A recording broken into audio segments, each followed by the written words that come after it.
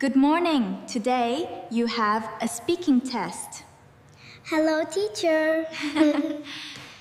Okay, now tell me, what is your name? My name is Tiến Minh. My name is Phương Nhi. Right. How old are you? I'm 7 years old. I'm 7 years old too. Good. Which class are you in?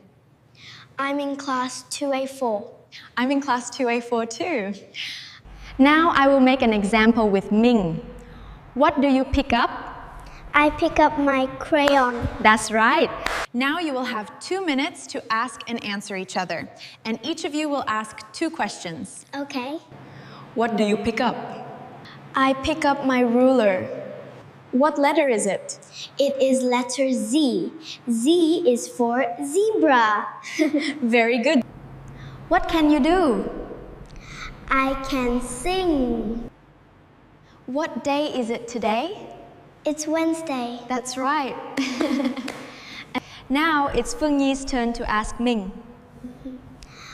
What day is it today? It's Monday. What letter is it? It is letter Z.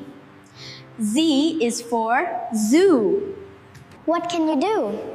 I can draw. What do you pick up? I pick up my pencil case. That is the end. Thank you, teacher.